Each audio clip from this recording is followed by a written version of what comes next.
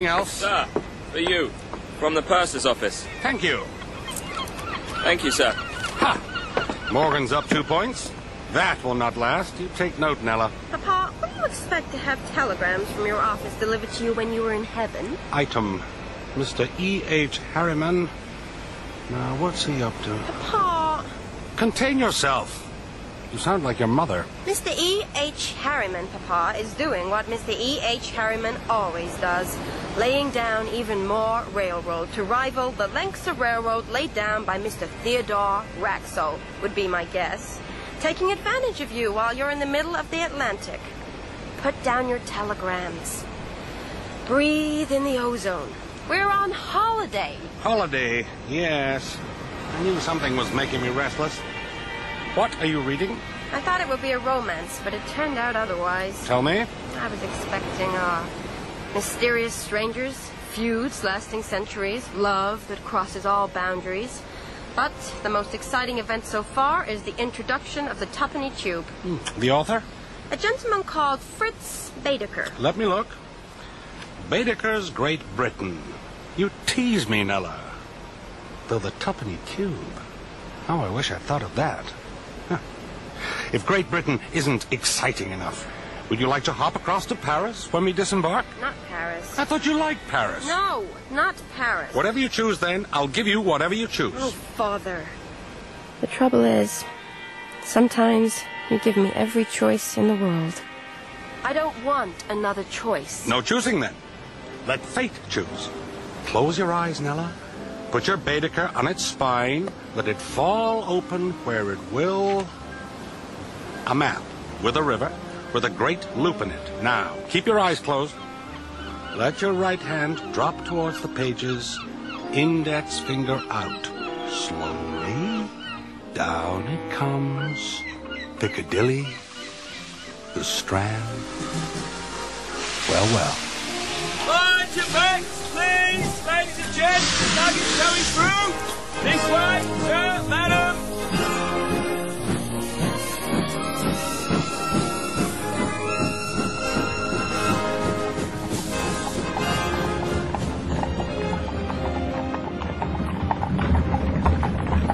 Wake up, Nella. Wake up, my dear. We're here. The Grand Babylon Hotel. Doesn't look so much. Ah, you're right, of course. Nowhere could be more unassuming.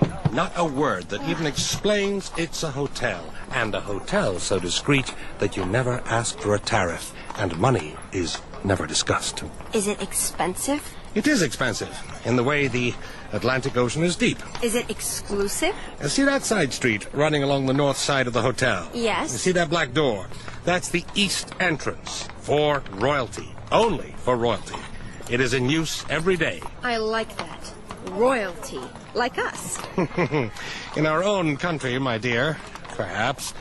Over here, we will use the plain mahogany doors. Nella, what is it? Surely I know that man.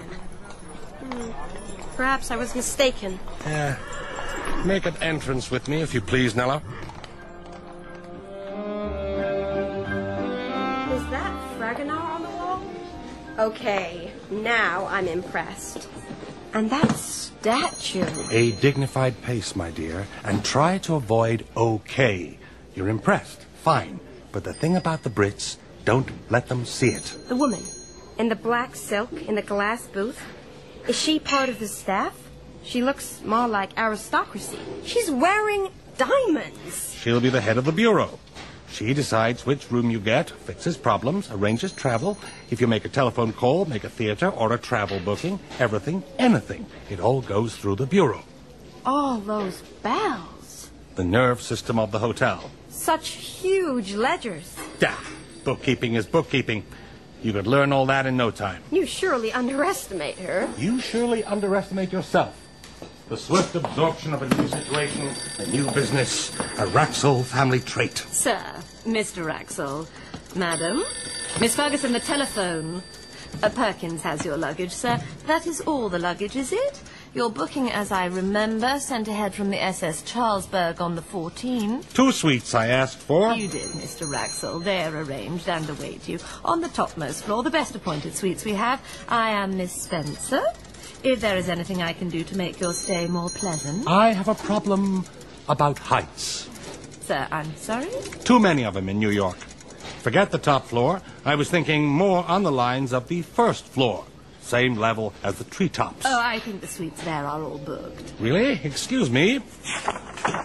You can't. I'm quite certain. In your reservation book, I can't help noticing, suites 111 and 113, they are both marked free. You missed them. Place like this to run, who's to blame you? Don't know how you manage. And those, then, are the suites where we will stay. You hear that, Perkins? Upstairs with the luggage, if you please. Mr. Wraxall. You've made me very happy, ma'am. The Grand Babylon Hotel is everything I had expected. She didn't seem that overpoweringly competent, Miss Spencer, not knowing about the suites on the first floor. Oh, she knew all right. You could see it in her face. She just didn't want us to have them. But why? Oh, some petty hotel politics, no doubt. But I bested her. Is that a Wraxall family trait, too? It is a trait of the human race, Nella. Let us dress for dinner. Madam, it's Jules to see you. Jules? A word with you, Miss Spencer. Miss Ferguson, take over the bureau, please. I was in the first floor corridor.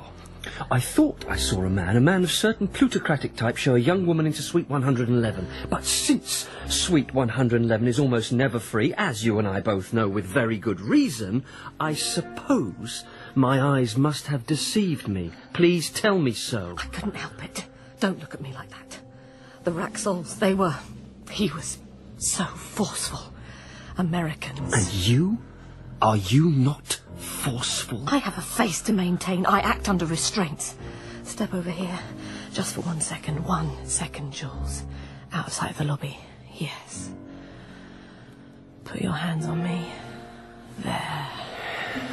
Oh, yes. You are always drawn to the dangerous edge of things, Miss Spencer. Now, tonight, you know what you have to do. Miss Spencer? Come. Oh, I'm sorry to interrupt. Thank you, Miss Spencer. There's been a confusion in the luggage dispatch room. Mr. Brown swears blind. It's a habit Mr. Brown would do well to cure.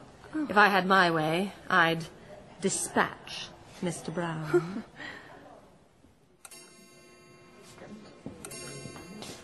Thank you. Oh, good Lord. The menu card. I thought for a moment it was an invitation to a society wedding. Nella, you're not back home now. The Thames by twilight. Beautiful.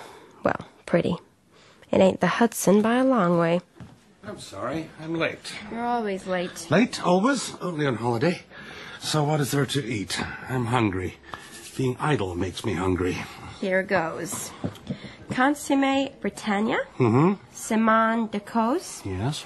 Sauce genoise. Aspects de hamad. How is my French? You uphold the Wraxall family standard. But these things, they sound like horrid messes. Now, I'll let you into a secret about European cooking. It looks a heck of a lot better after a drink. Excuse me. Sir. I must ask you for an angel kiss. Sir? I mean, of course, the drink. Yes? 2 angel kisses? 2 angel kisses. The drink. Who was that? The maitre d', Jules. He doesn't sound French at all. In the better class of hotels, all maitre d' are called Jules. That's England. The way he looked at us. Down his nose? Father, you haven't forgotten, have you? Forgotten? It's my birthday tomorrow. Forgetting your birthday, my dear, would be like forgetting the end-of-year address to the shareholders. A marginally less draining event, come to think of it. Have I ever forgotten your birthday, O most costly of daughters? You have been a most satisfactory dad, by and large. I put it down to the rigorous training you've given me. This year, I'm going to reward you. Oh, dear. It will be the cheapest and easiest birthday treat you've ever given me. Now I am alarmed. Sir. Yes. The head barman says that the hotel doesn't keep an angel's kiss. I don't expect the barman to keep it. I expect him to mix it. A liqueur glass, I imagine he keeps one of those, then equal quantities of maraschino, cream, and creme de menthe. You might make a note of the recipe. A note, sir. A few words you jot down on a piece of paper. I shall probably want an angel kiss around this time. Yes, I would think so, as long as the weather lasts. I understand the weather forecast is very poor. Here is the Babylon drinks menu, sir. Madam? Infernal stuck-upness. I thought he had a sort of something to him. Let's see if I can bring him back. Nella, just what are you... Oh. Hey, Jules. Madam? Never heard someone whistle before? You just put your lips together and you can figure out the rest. It's my birthday, and I would like a birthday meal. Congratulations. The chef will, I am sure, rise to the occasion. Perhaps I could make some suggestion? No, I know exactly what I want. Fillet of steak and a bottle of Bass beer. Fillet of steak and a bottle of beer. Oh, Nella. Yes, I'll have the same. It's not on the menu, sir. The chef will relish the challenge. Perhaps not this particular challenge. Persuade him otherwise. He's not eating it. We are. Be so good as to get it, if you please. As you wish. I shall speak to the chef. Nella, was it really necessary of you, in the Grand Babylon of all places? Steak and Bass? You've always encouraged me to be independent, Father. And I shall be 24 tomorrow. 24. Well, that makes all the difference. Shoo! Have you really had time to go to the kitchen and come back? The compliments of Monsieur Rocco. He will be unable to serve steak and Bass tonight. Monsieur Rocco is the chef? Quite so. By God, I've bought and sold congressmen in 15 states of the U.S. of A. with change to spare. Theodore Raxel versus Jules of the Grand Babylon Hotel. I'm glad that you're enjoying this so much. Not half as much as you. Father, where are you going? I'm going to get us our dinner, Nella. I shall be a minute. Or two.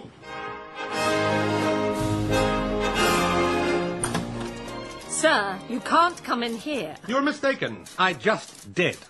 I want to see Mr. Babylon. Now, I can see, Miss Spencer, words on the lines of, I am afraid that so-and-so forming in your mind, clear as clouds forming in the sky. But this is business. I am business. You are obviously above bribes, and would disdain threats. I shan't insult you with either. Accept what must be. I shall see Mr. Babylon at once. That just isn't possible, sir. Raxel of New York? There is only one. You wish to see me? Mr. Felix Babylon? I, too, am the only one. Does that make us unique? Can two people be unique? I am a humble Swiss hotelier. After all these years, the English language still holds some mysteries for me. Mr. Babylon, I am a not-so-humble railroad man. I am consumed with the desire to see you. Bitteschön, how can I refuse? A sublime room. A civilized room. Why, thank you. The oldest brandy in Europe, and the only place you will find it in Europe, is in the cellars of the Grand Babylon Hotel. I would invite you to sit, but you look more comfortable pacing. Cigarettes. Turkish to the right, Virginia to the left, and some very acceptable Hoyo de Monterrey cigars. Do you know cigars mature best in a room with a southeast aspect? So I have found. A big cigar, 18 months. A little one, only 6 months. Well, here's to the southeast and the big fellas. I read in the New York papers some months ago that this hotel of yours, Mr. Babylon, was to be sold to a limited company, but it appears that the sale was not carried out. There were problems. A greedy middleman. I was firm. They were obstinate. This is not the time for Mozart. The agreed price was satisfactory? Oh, perfectly. Might I ask the price? Are you a buyer, Mr. Raxel? Are you a seller, Mr. Babylon?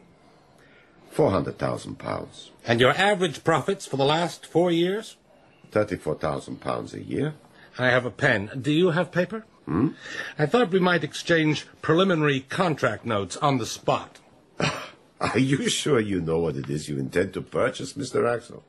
A hotel is not like a railroad. And this hotel, it has a life of its own.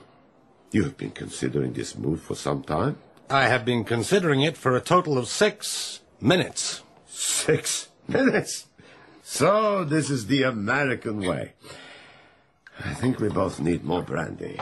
A request. I believe I can absorb the principles of any business and make it work to better effect than my rivals. So, I should like you to teach me your business, Mr. Babylon, over the next day or so. Day or so? Mr. Axel, I've never met anyone quite like you. Oh, Theodore, please. Felix. Perhaps, Theodore, we could begin to address some of the details over dinner? It will have to be later, for I'm already engaged. But in that connection, will you do me a favor? Could you take me to meet Mr. Rocco? Of course. And a request to you. I will sell the hotel to you for £400,000 and 1 guinea. And 1 guinea. Yes, I agree, but why? I merely wanted to be able to say, I haggled with Theodore Raxel.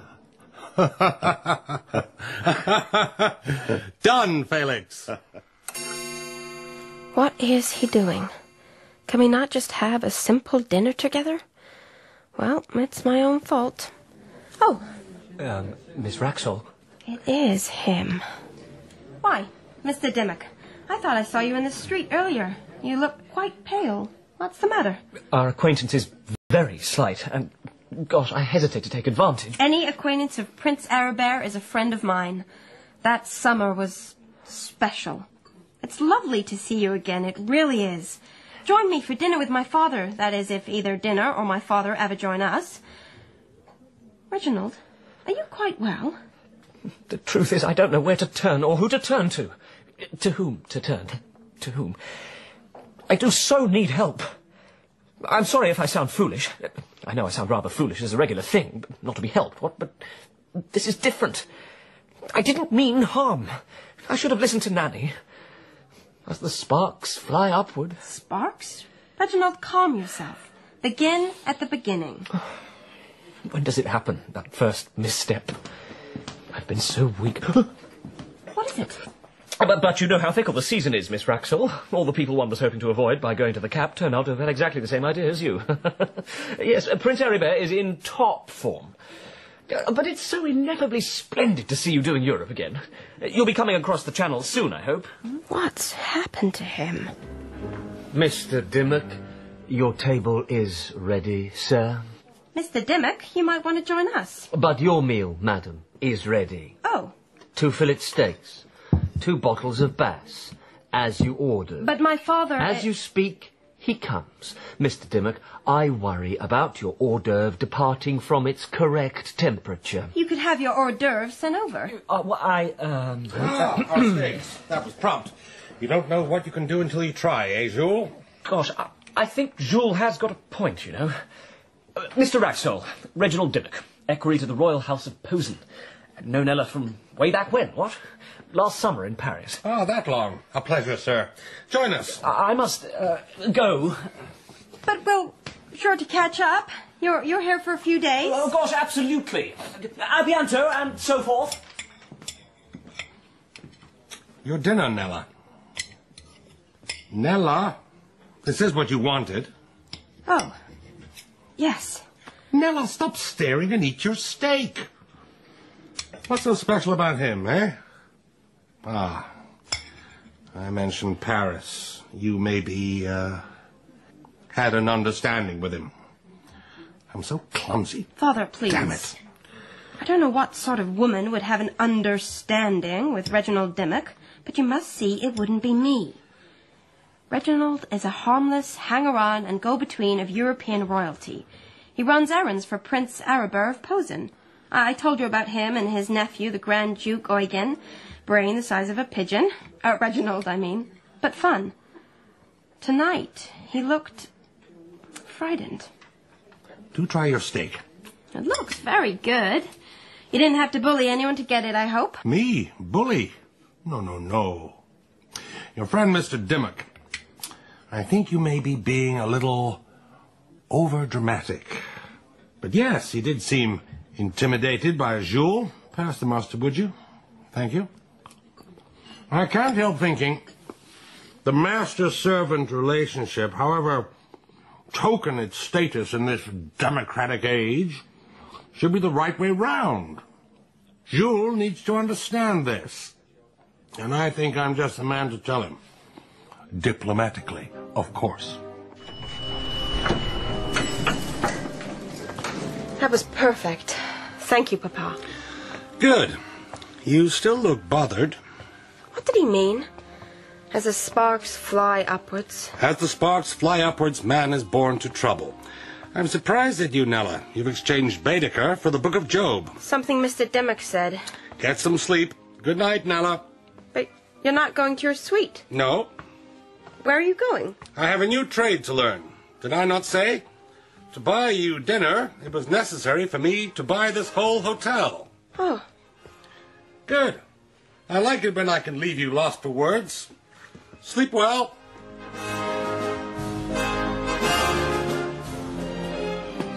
Mr. Dimmock, I do not know. But Prince Aribert, of course. I have met him. I've met them all. The Emperor of Austria himself. You don't sound overjoyed by the experience. The princes, the noblemen, the men who move the world, bring with them their schemes and their hangers-on and their feuds.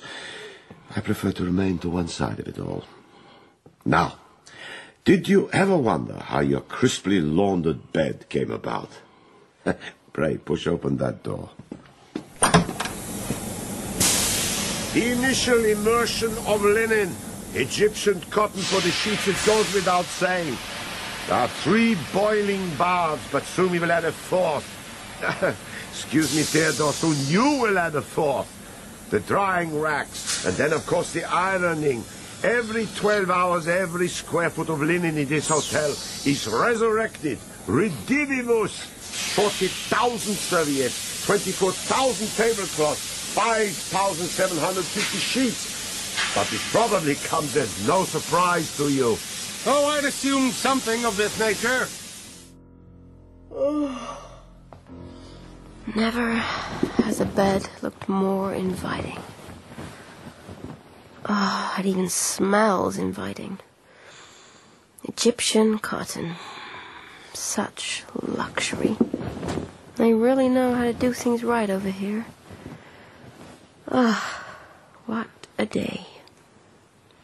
And all by inviting fate into our lives. Clever old Papa. The heart of the hotel. Behold. Over there, the artesian well. Yes, the Babylon has its own supply of water.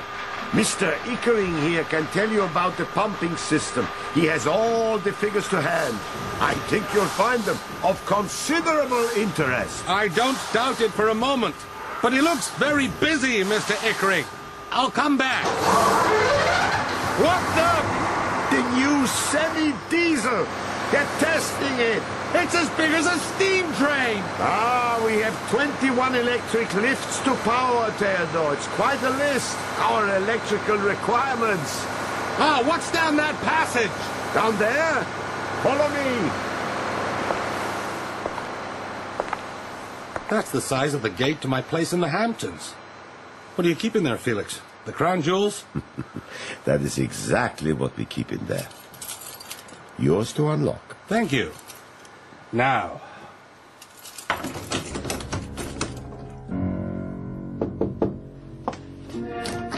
Come in, quickly. You've arranged the business of the suite. Oh, yes, although I'd like to see to her myself, stuck-up little so-and-so. Why are you looking like that? Nothing. Come here. The telegram from Ostend? The noble lord. It's done. He's in the cellar, drugged in the way that I specified. No injuries, no witnesses. Well, there is one witness, of a sort. But we have him here, and I know how to keep him in order. And I myself would look more in order with my shirt buttoned. Meanwhile, my tigress, am I not worth waiting for? And now, Let us go about our work. Aha! Welcome to the vineyards of the world, the sub-basement of the Babylon. It stretches the full width of the hotel and extends towards the Thames. This is just one of the 5 cellars. Just wine. I can hardly see to the end. Wines from 4 continents. Constantia from Cape Colony. They said it would never sell, but I proved them wrong. Always a satisfying feeling. Burgundy, Medoc, Bordeaux, Sauterne. Even a man untutored in wine like myself knows those. The 60s. The 63. Oh, now that was a vintage. The 70s. What is it, Felix? My own life unrolls with these dates.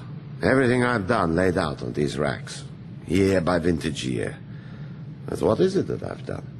30 years I've spent in London, and the only friends I have are the friends of my boyhood in Lausanne. I am not so different from you. But you have raised a daughter, something of flesh and blood, while I have grown old, refitting kitchens, worrying over temperamental staff, soothing temperamental customers. You've built a legend, Felix. This hotel is one of the great achievements of our new century. And what's that behind the glass door? The rarest of the rare wines. The best champagne? A quite extraordinary distillery, yes. But do not mistake the finest champagne for the finest of wines. The Romane Conti, the 1880 vintage, might claim that title. These bottles are réservés for the royal apartments. The emperor will drink no other. Where the Grand Duke Eugen of Posen is due to stay. Yes, I'm trying to keep up to date with the guests. Not guests. Customers, Theodore, but good. Now, to my mind, the greatest of all wines is that Burgundy. Those crates covered in dust. The consignment cost me £80 a bottle. To sell it now? It's too expensive even for princes. It will stay here, undrunk. I don't think so, Felix. In fact, let me make a note of it now. They're due to uncork a bottle tomorrow. Well, I don't follow you. We'll be drinking it with our lunch. What? What's that? Who's there? A trick of acoustics. The sound comes from the street above us, from outside. You see that glimmer of light? A ventilation grill. A grill. I see. Is it safe? Look. There's dust on the floor. Where something's coming loose. Now you're becoming a true hotelier, Theodore. Worrying yourself into a vapor about every detail. Come, I have much more to show you. Come. Ineffably splendid to see you. Brain the size of a pigeon's. The hotel doesn't keep an angel's kiss. If there is anything I can do to make your stay more pleasant. What? A stupid dream. Glass of water. Then sleep. Proper sleep. Sleeping draft in the bathroom. No. Better still. 2 minutes of Baedeker. Let's see. The antiquities of Britain. The home counties. That should do the trick. Oh, it's too warm.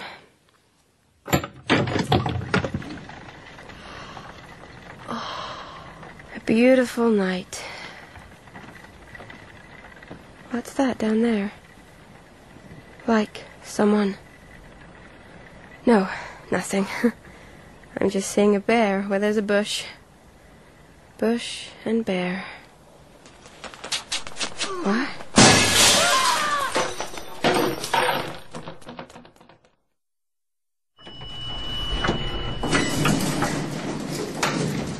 I like Felix very much, but his enthusiasm for every single thing, for meat purchasing at Smithfield, damned if I'm getting up that early. I'm having to make notes to keep up with this place. First time I've had to do that. Item, getting old. Item, Jules. What in the name of everything infernal is Jules doing down the corridor, round the corner? God damn! He's going into suite 111. Nella's suite. Jules, explain yourself. Mr. Raxall, sir, I congratulate you on the acquisition of the Grand Babylon Hotel. Be damned to that! What the deuce are you doing in my daughter's room? You are mistaken. This room is occupied by a gentleman. It is a serious error of judgment to contradict me, my friend. What business have you here? I was summoned here, sir, by... My dear Mr. Raxall, this is an unexpected... a pleasure. Mr. Dimmock! You have just walked into this drawing room from my daughter's bedroom. I think you owe me an explanation. Just listen to me for a moment, please. Step aside, sir. What has happened here? Where is Nella? Just listen to me for a moment, if you would be so kind. I think Mr. Dimmock can explain. You come it too high, Jules. You really Yes, do. I think I can explain. I'm happy to explain. I was passing along this corridor a few moments ago and I found Miss Raxall in a difficulty with the hotel servants. Miss Raxall had retired to rest when a large stone, which must have been thrown from the embankment, broke the window, as you see. A stone? But who would... Yeah, but apart from the discomfort of the broken window, she did not care to remain in the suite. The servants said that there was no other comparable suite, but I offered to exchange suites with her. She did me the courtesy. She did him the courtesy to accept his offer. my offer. Our respective belongings were moved, and that is all. I should like to drink a glass of water, please. There's something not right here. I'm being practiced upon. Here you are, sir. Drink your water now. The stone, sir. A passing anarchist we live in incendiary times. Your daughter is, as we speak, in Mr. Dimmock's former suite. And, of course, if you have any further concern, you may look in on her. Though the young lady did seem anxious for sleep. Thank you for your advice, Jules. You and I, we shall speak tomorrow about our respective roles in this hotel.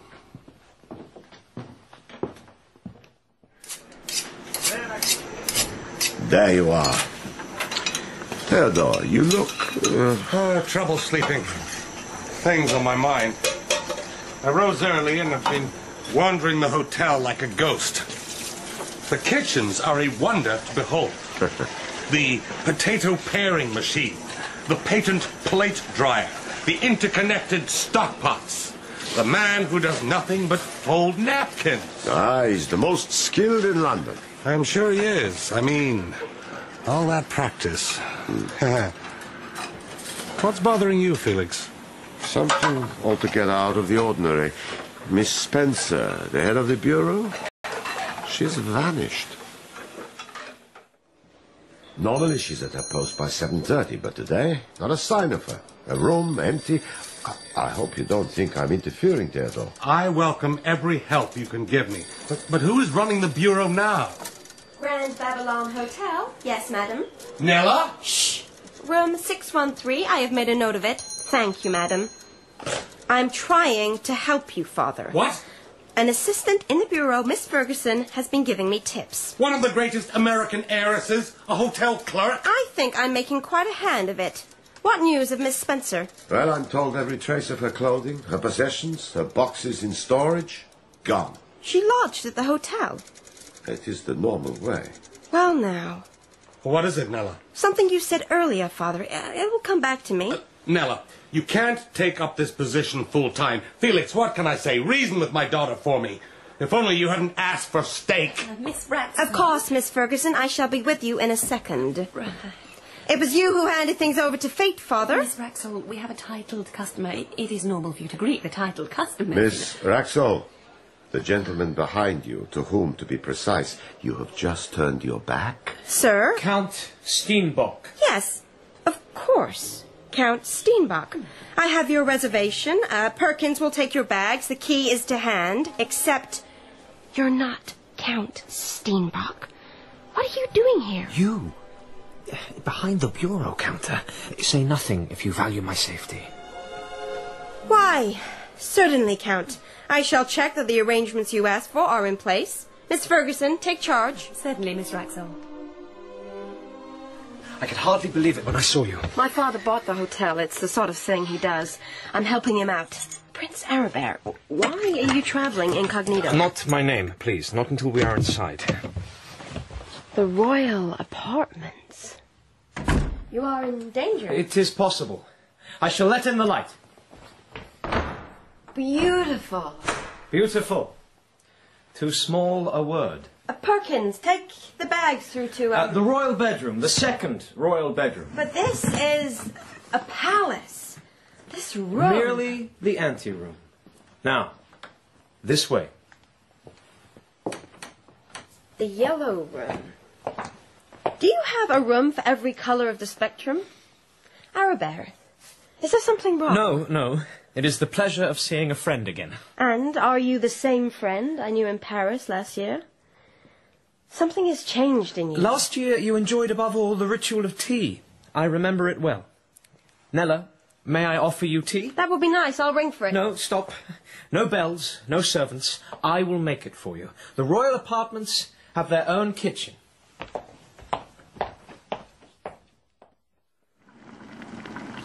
I prevailed upon a Maharaja from Hyderabad, visiting the Emperor's court, to share his technique with me. The tea leaves lie ready. Now, boiling water in the pot, swish it around, empty it out. You're serious about this. Such a quaint hotel, wasn't it?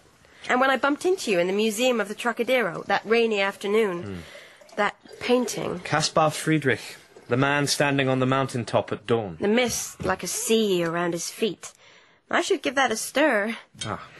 What brought you to the Babylon?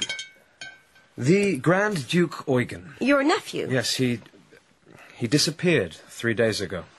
I was to have met him at Ostend. He had, he said, urgent business in London and wanted me with him. I waited for him, but he did not arrive. I learned that he had left Cologne in accordance with his itinerary and passed through Brussels. His equerry was to have made a separate rendezvous with me, but he too failed to keep it. Mr. Dimmock, I think you met him. But Mr. Dimmock is here at the hotel. Dimmock? Here? I must speak with him. I'm sure that can be arranged. Dimmock?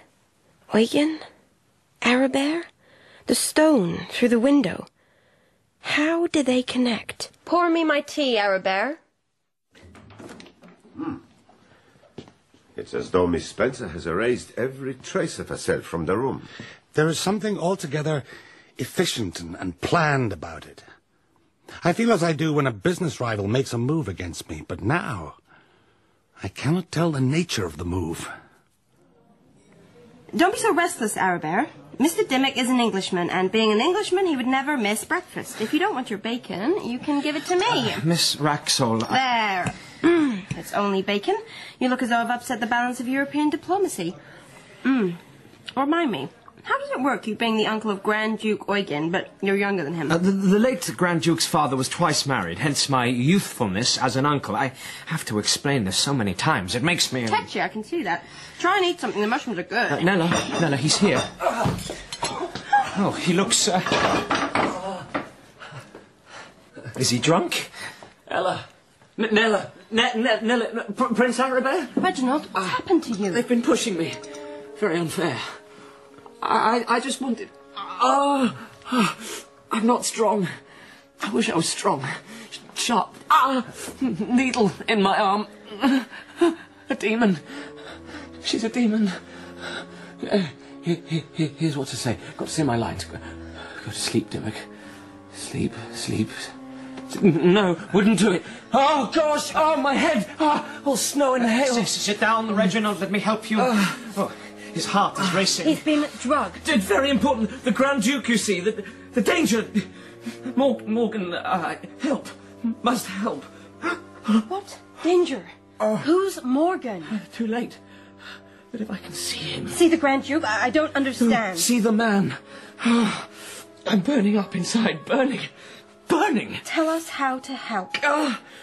There was a street with a bird in it. They talked about it. Thought I couldn't hear, and I have to see the man. Have to.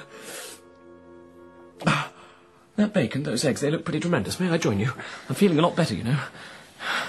Blade on the feather. Help me! Help this man! Is that you holding me, Nella? I don't seem to be able to see properly. It's all right. I've got you, Reginald. I've got you. Gosh, you're a lovely girl, Nella. Not that I could ever say that to your face. I think what I might do... feeling rather sleepy. I shall find a doctor. There's no point.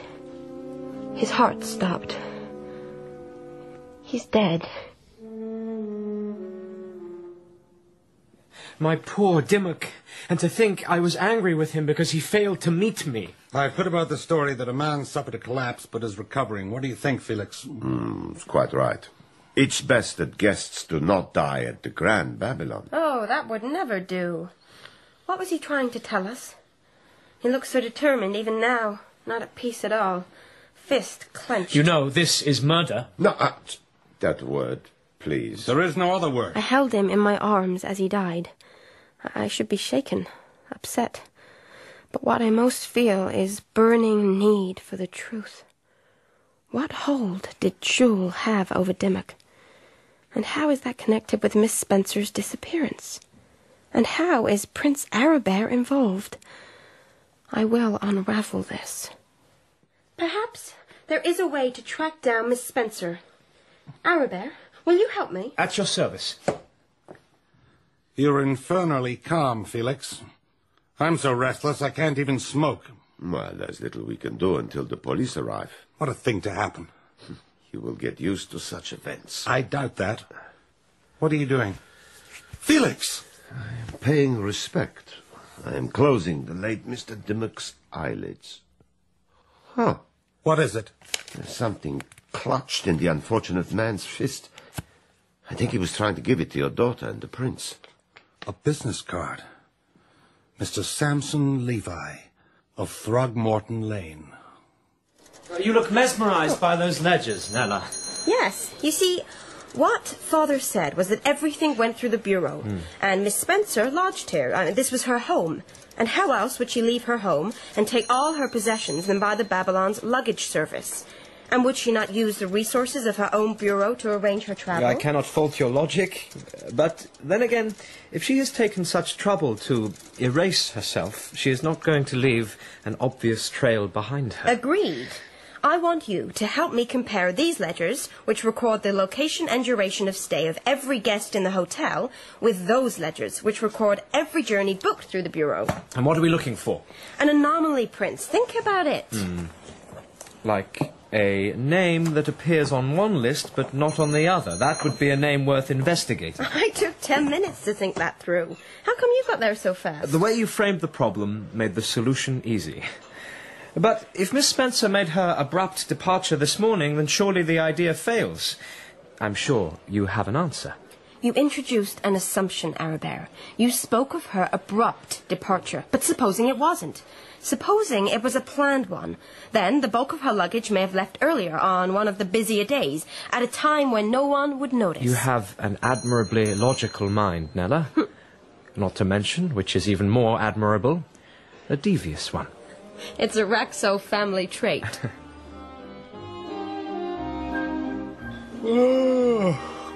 Any luck? Nothing at all. My brilliant idea seems to have come to nothing. You?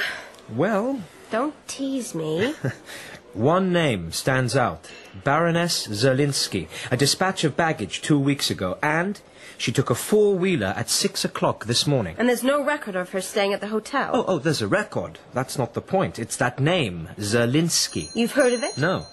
I've never heard of it in my life. That's the point.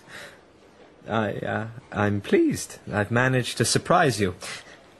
Have you a copy of the Almanac de Gotha in the bureau? I'm sure you must have. If I knew what the Almanac de Gotha was, I'd be better placed to tell you. It is inconceivable that the Babylon would be without such a work. Let me look. Here it is, with Bradshaw. The Almanac is a complete record of all the royalty of Europe, past and present, extant and extinct, from the Emperor himself to the lowliest baron. But of Zerlinski, as I thought, there is no mention. The name is made up. Is there anything else in the ledger? She was travelling to Dover. Her baggage was labelled Ostend and dispatched by one Thomas Jackson. Thomas Jackson. Not a name that appears on the hotel's list of employees. A four-wheeler at 6 o'clock. There's a chance then. Just an outside chance. Nella? Dear Papa, I have gone on the trail of Miss Spencer. If I'm not back in 3 days, inquire for me at Ostend. Nella. P.S. I borrowed one of your revolvers. And what's this? P.P.S. Why did Miss Spencer not want us in those suites? In particular, Suite 111. Why? What is the girl thinking of? She was not to be reasoned with, Mr. Wraxall. I can believe that all too readily. Edo, the police have asked the hotel to leave Mr. Dimmock where he is, so that a forensic examination can be carried out in situ before the body is removed. Prince Aribert, you will soon have the royal suite to yourself again. Theodore. Oh, yes, I apologize for the inconvenience. The inconvenience is nothing. Dimmock dead, the Grand Duke disappeared, and Nella... Oh, what sort of a wild and perhaps dangerous goose chase has she gone on? 111. No interruptions.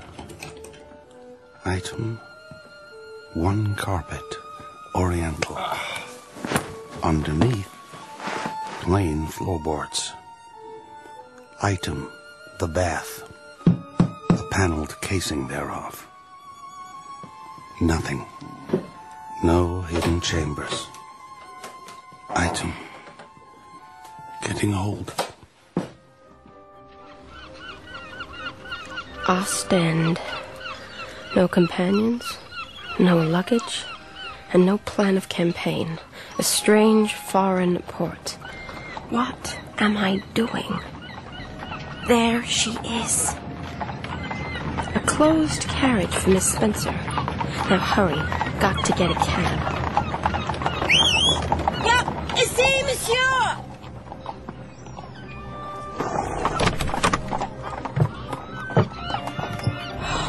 Oh, what are the words? Follow that. Suivez cette carriage-là! Well, I've done it now. Item, bedroom.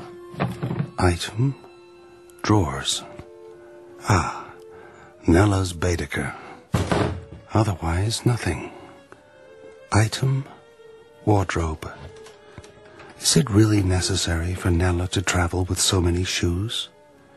Item, don't pick a quarrel with Nella on this subject. Damnation.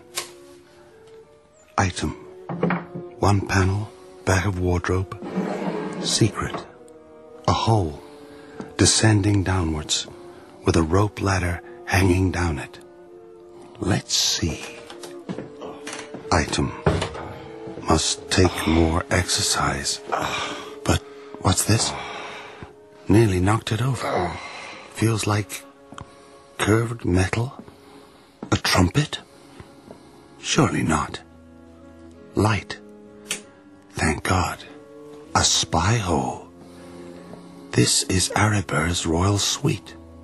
Suite 111 leads down here. And who is this? Jules. What is he doing? There must be a way out. A catch?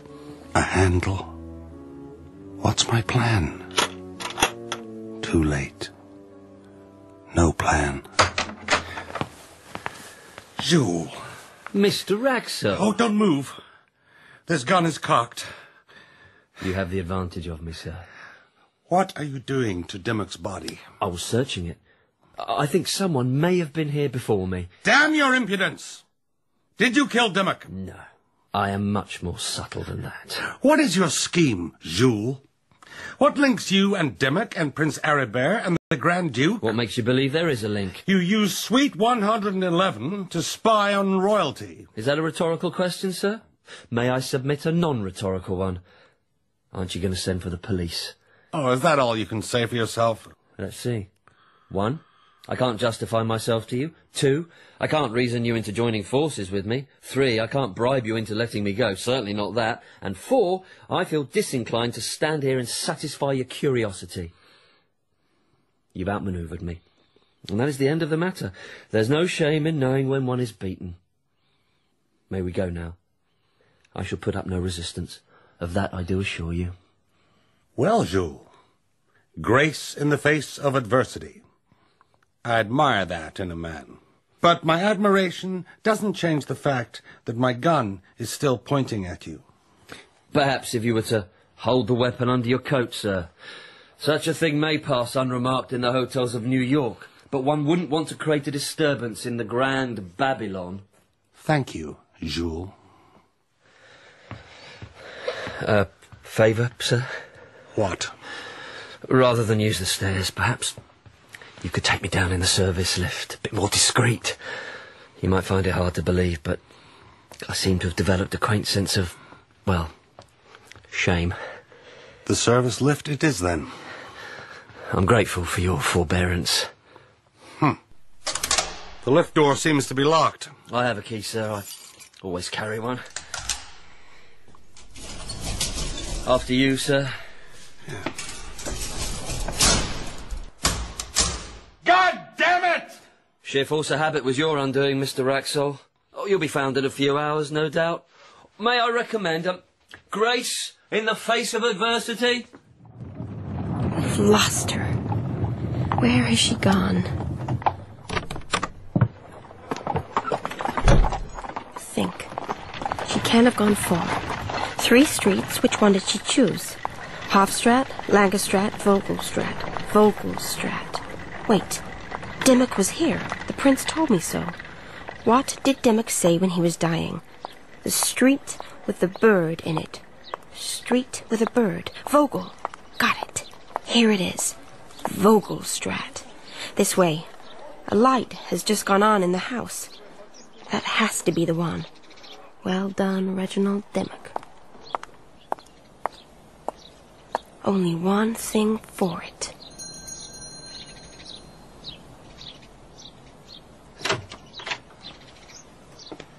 You?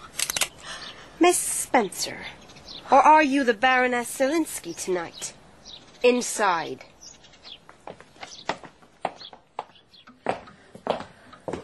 Do you really know how to use that weapon? I'm a Yankee girl, and in my country, even if they don't teach shooting in boarding schools, there are plenty of us who can handle a revolver.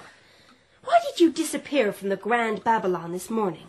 Let's hope she doesn't realize I'm not as tough as I sound. I had orders to, Miss Wraxall. Whose orders? The man I live with. Thomas Jackson. You know him as Jules. Thomas Jackson. The name in the hotel register. Why did he want you to leave? I don't know. I swear I don't know. I do what he tells me. He's one of those men. So would you. That I doubt. I think I'm rather good at this. The woman's nearly in tears. The stone through the window. Why was it so important that I should not be in suite 111 last night? Thomas tells me what to do and I arrange it. Did you and Thomas Jackson arrange the death of Mr. Dimmock? Miss Spencer, I am becoming impatient. You're the person who needs to explain herself, and I'm the one with a gun pointed at you. A gun that is getting heavier and heavier by the second. Oh, you have the whip hand. But everything is more complicated than you suppose. Simplify it then. Why did the Grand Duke fail to arrive at his destination? Where is he now? Do you have him prisoner? Is he here? She knows the answers. I can see it in her face. Now, I must press my advantage.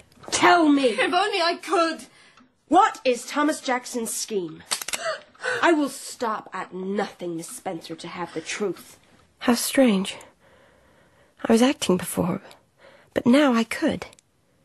I could kill her. Horrible. Tom did say... Oh, no. Oh, God. Don't ask me. It's death. She's fainted. A trick? No. Blood on her temple. Miss Spencer? Are you... You silly girl. I bit my lip and smeared the blood onto me. Can you hear me, Miss Raxol? This is what's happened. I've just hit you on the side of your gullible head with the butt of the revolver you know how to handle so well. You're lying on the floor. Don't try and move for a while. I'm not finished yet. Just listen to me. A blow to the head isn't tidy, like the Penny Dreadfuls. The trauma to the brain may make you vomit. I started life as a nurse. Try not to choke. My father, a millionaire. Richest man in the world. He will pay anything if you let me go free. Did you have a sum in mind? What are you doing to me? Oh, sorry. I should have said. I'm rolling up the sleeve of your dress. I'm going to give you an injection. $20,000. Really?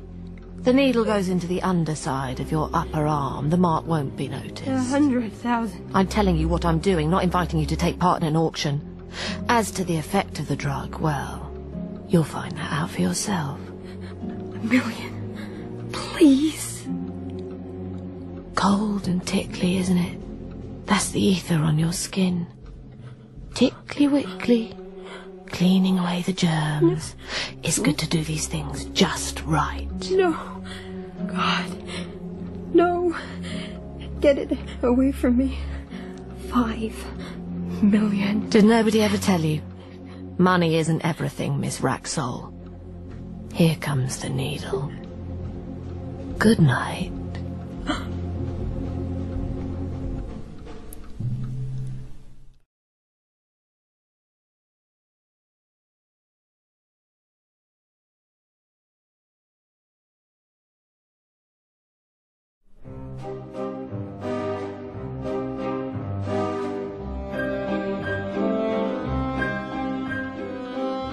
What's happening to me? Oh, God. I'm dying. Arnold Bennett's The Grand Babylon Hotel, Part 2. Help me. In Part 1, American railroad magnate Theodore Raxol and his daughter Nella crossed the Atlantic to stay at London's Grand Babylon Hotel, a hotel of legendary exclusivity. See the black door? That's the east entrance. Only for royalty. It's in use every day. Nella Raxol is a young woman who likes to get what she wants, and to celebrate her birthday... I know exactly what I want. Fillet of steak and a bottle of Bass beer. Faced with an obstinate head waiter, Jules... The compliments of Monsieur Rocco. He will be unable to serve steak and Bass tonight. Raxol behaves with characteristic recklessness and buys the hotel from Felix Babylon. I will sell the hotel to you for £400,000 and 1 guinea. But things are not what they seem at the Grand Babylon, and Raxol and Nella are soon embroiled in mystery, betrayal, and murder. His heart stopped. He's dead. Nella tries to solve the mysterious disappearance of Grand Duke Eugen with the help of Prince Aribert. While Raxol discovers that Jules is not what he seems, Nella rashly traces one of the conspirators, Miss Spencer, to a house in Ostend and questions her at gunpoint. But Nella is too bold for her own good and is outwitted by the lethal Miss Spencer. What are you doing to me? Oh, sorry. I should have said. I'm rolling up the sleeve of your dress. I'm going to give you an injection. Here comes the needle. Good night. The Grand Babylon Hotel, Part 2.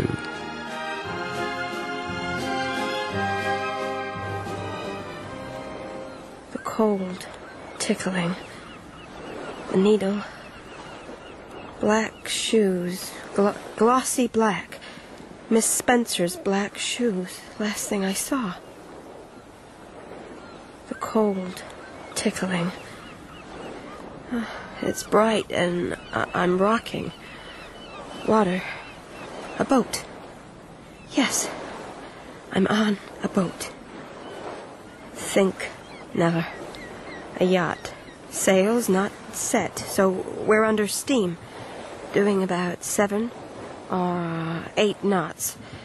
Think, Nella. Now, here's another boat, a paddle steamer. I could get help. First thing, wave at them and... Oh, I'm tied up. Who is it? I can't turn. Damn you. Beautiful morning, isn't it, Miss Wraxall? Jules. Or do you prefer Thomas Jackson? Let me loose. Of course. There you are. I only secured you to the chair to prevent you falling. You were quite unconscious. Your woman. She was going to kill me. Where is she? Have no fear. Miss Spencer is ashore. She did not enjoy being held at gunpoint, and she has my sympathies. She wanted to frighten you. You were the victim of no more than a powerful sedative. Drugged and kidnapped? Civilization.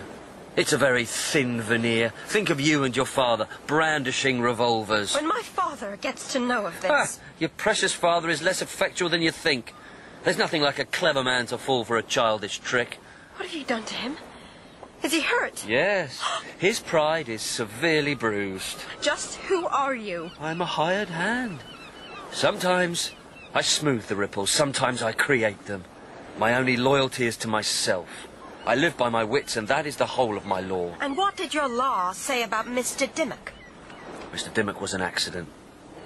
Your colour rises, Miss Wraxall. You have spirit. There are too many bland people in the world.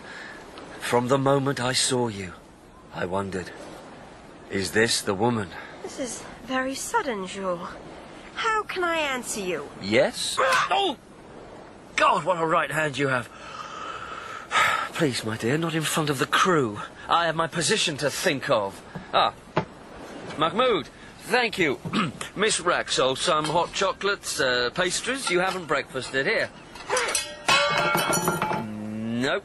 I don't think Miss Wraxall is quite ready for breakfast. Clear up later, Mahmoud. Later! You and I, Miss Wraxall. Your beauty and wealth and my brains, there is nothing we could not do. An interesting proposition. But I'm not altogether sure how Miss Spencer would fit into these new domestic arrangements. Why did someone with your gay butterfly existence mix yourself up in my affairs at all?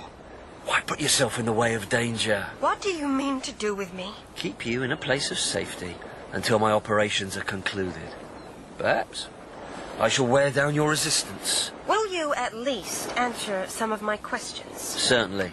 The importance of Suite 111. A very discerning question. Imagine that you could eavesdrop the most important and secret meetings of Europe. You look surprised, Miss Wraxall. What is it? Oh! Oh, there! How on earth? Oh, if only you'd come just a minute later. He was going to tell me everything. Nella, you astonish me. Is he all right? I hope he won't die. He looks pale. Such sympathy for a man who abducts you. You are unique among women, Nella. Men like him don't die until they hang. Come on, before we are seen, help me with the dinghy.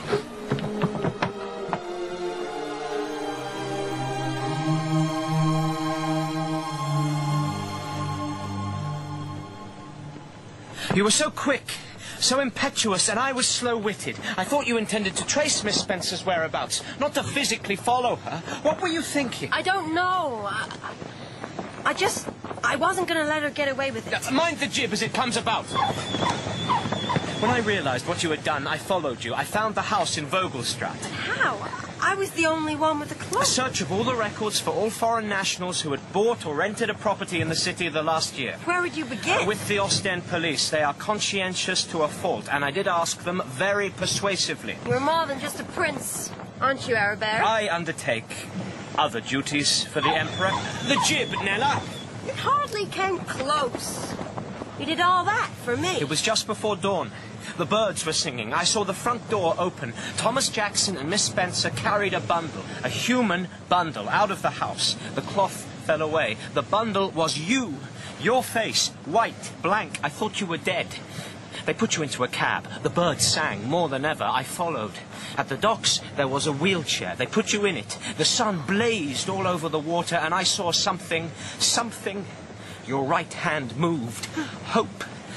I climbed aboard the yacht, unobserved, as it is my business to be. Here, give me your hand, this rope. Let some of the wind out of the sail. Pull down gently. Yes, like so. On the yacht, you were very brave. You have no idea what I felt when you suddenly appeared. Let me guess. You were annoyed that I distracted you from the attentions of Thomas Jackson. There was that, of course. He does know how to treat a girl. Arabert, you came all this way after me. A little less tension on the rope, Miss Raxall. Let me show you. That's better. Exactly. Arabert, could I have my hand back now? Oh, if you insist. Nella. Nella. Yes. What were you going to say? The harbour. We're approaching the harbour. The day is perfect, but I can see stormy weather immediately ahead. I'm sorry? Oh, yes. I do see what you mean. Nella, you have been reckless in the extreme. If it wasn't for Prince Arabert's resourcefulness, I shudder at your possible fate. After your telegram, Prince, I crossed the channel as fast as I could. I booked us rooms at the Hotel Wellington. You have no idea what I've gone through in worrying after you. What you went through? At least it would have kept your mind occupied when you were in that lift. How long was it again? Are those drinks coming? This place is not a Grand Babylon, Father. You look pale, my dear. You must rest. Thank you. There is something we must settle, Prince, which is whether we shall tell the police at once all that has occurred, or whether we shall proceed on our own. Well, surely we go back to the house on Vogelstraat. Grand Duke Eugen is almost certainly a prisoner there. We've discovered that even we don't know what Thomas Jackson's plan is. If he's not, we find out where he is. How? By persuading Miss Spencer to talk. Nella? Oh, I could do it. Yes, I think you could. But these people are gangsters.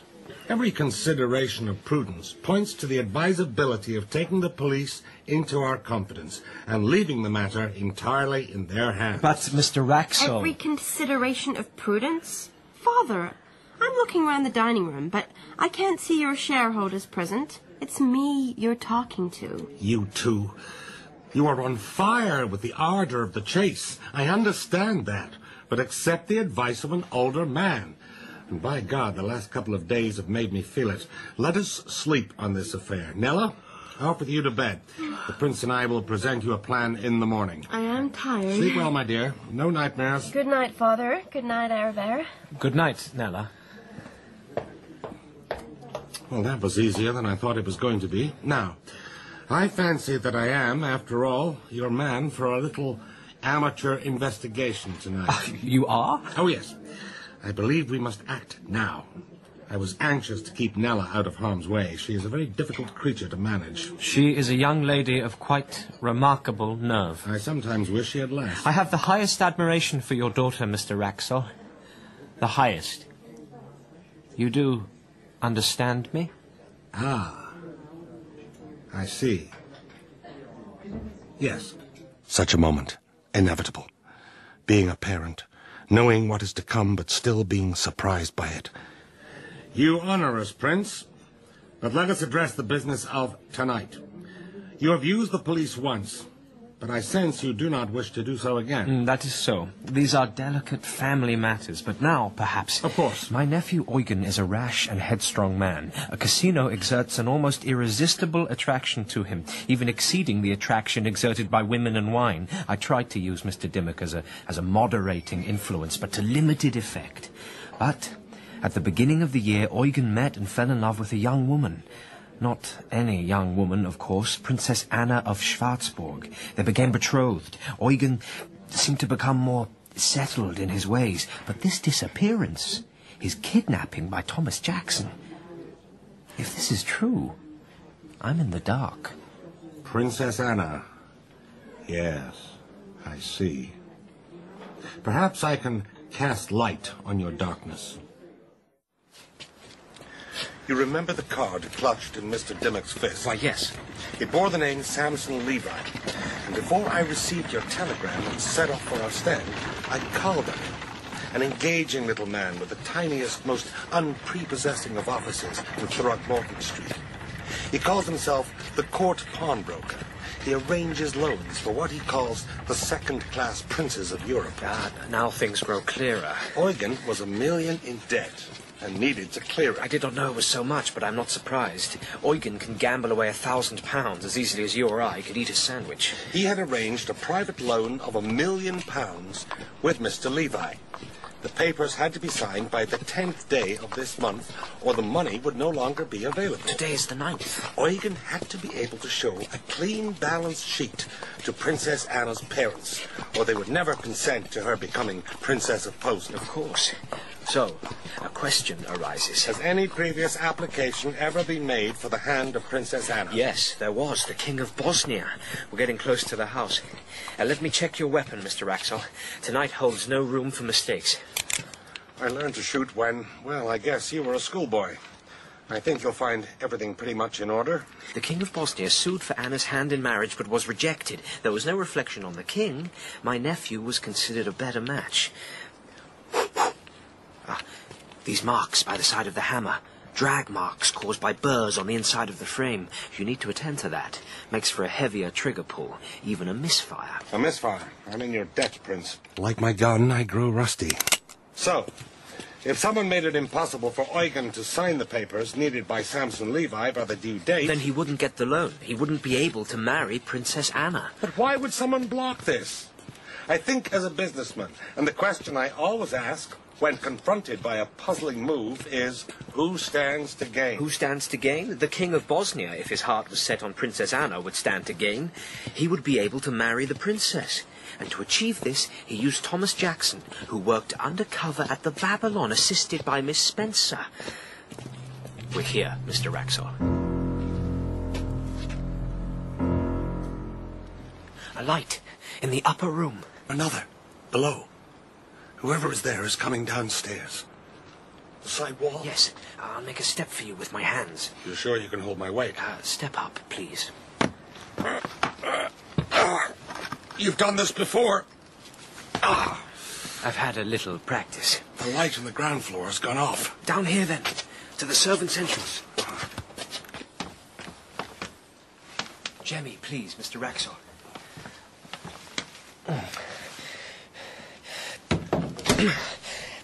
Hidden away, these poor servants' entrances. But it makes it all the easier for burglars to break in and steal from their rich bastards.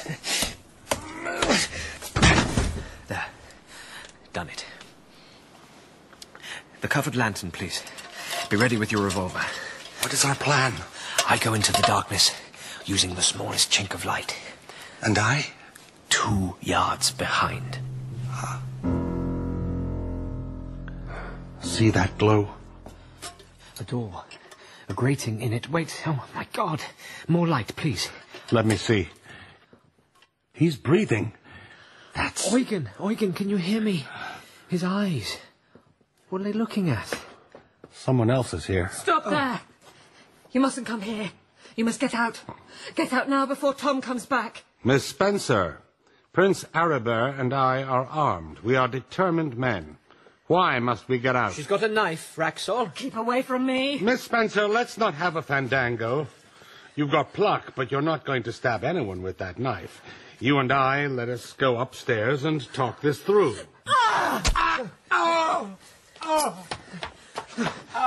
Raxall! I was half right. She did go upstairs, but half wrong. How dare she? I feel lightheaded. Shock, please sit down. There, back against the wall. Let me look. Let me pull your jacket. Yes, it's a flesh wound, shallow. The bleeding will stop. Just hold the handkerchief in place. You know what I shall have to do. What's that?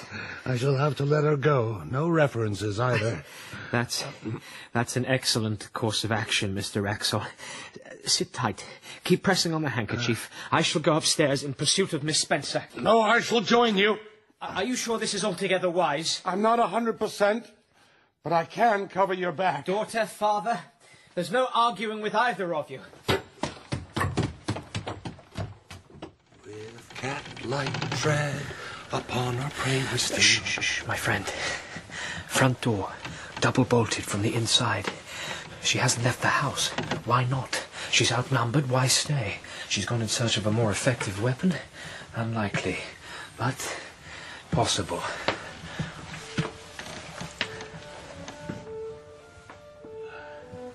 Empty. Empty. Was that from upstairs? I think it was. Follow me, Mr. Wraxall. Quietly does it. Step by step. A voice coming through the door. Mr. Wraxall, you should stay back. But I recognize that voice, don't you? Wraxall, the bleeding has started again. I implore you. Dimmock? Alive? Here? I saw Dimmock die. We both saw his body. Good old Dimmock. I think you're right, Aribert. I'm going to have to sit down. I'm sorry. Rest here. What in the name of sanity is this? Phonograph. A recording. What? It's a trap. That's what it is. You... I can't breathe. I'm wearing a mask to protect against the gas you've just inhaled. The new style of warfare, so Tom tells me. I broke a vial just at the moment you entered the room. Chlorine, carbon monoxide. Phosgene, they call it. Yes. It does seem to work as fast as Tom said. What a funny colour you've gone. Good night.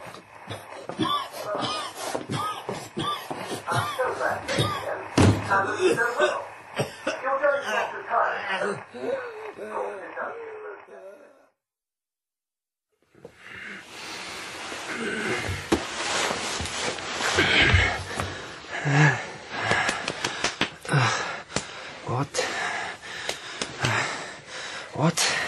Wake up, damn you. Nella. Don't you die now, Prince. I've never seen you look so angry. I don't think I would dare die, Nella, when you look at me like that. You and Papa. There's an arrogance about men. I slept a little, I woke. I thought, what was all that talk about? Let's not go to the police. It was obvious where you'd go, but I, being just a feeble woman, wasn't invited. And where is Papa? Down the corridor. He should be fine. Should be fine? He was... He's resting. Resting? Show me. Help me up, Nella. Here. Clean yourself up. Your eyes. Your nose. Oh, wow. Give me the handkerchief. I'll do it. You're all right, Aribert. Father, who made this imitation of a bandage for you? Hopeless. Oh, don't mention any names. You might incriminate Prince Aribert. A singularly ineffectual attempt, if I may say so. The Grand Duke Eugen will be locked in there all night at this rate. Aribert's doing his best. You want to jemmy the door yourself, Nella? No, I have a different plan. I'll try the key I found hanging up on the wall. Eugen, my dear cousin. You're safe now. He doesn't even seem to know I'm here. Eugen, it's me. Speak to me. We've come to get you out of this scrape, Eugen. We're your friends. Friends? Aribert, what are you doing here? What is this place? We're here to help you, cousin. Take my arm. I can't. She'll hurt me again. He's been drugged. This is what they did to Dimmock. Get this man to bed. He needs rest. He needs sustenance. He needs a doctor. Father, Aribert, you? I seem to be the only person in one piece.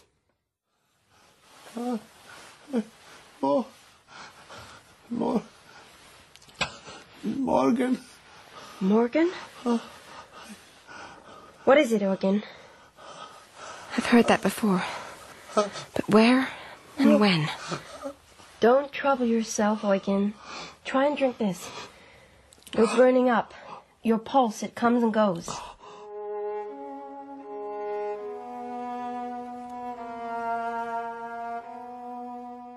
It's safe? I've opened the windows. The gas has dissipated. Now, look upon this, Mr. Raxall. Eugen's getting worse. What on earth? On those shelves. Cylinder after cylinder. When I found the way down from Suite 111 to the royal apartments, that was the machine I stumbled against. Phonograph. A very neat system, elegant even. Nella, choose a cylinder. Set the apparatus in action, if you please. The royal apartments of the Grand Babylon Hotel have been infiltrated.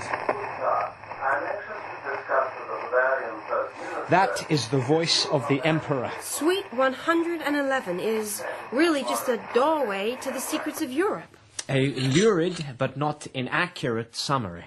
It adds a whole new dimension to business.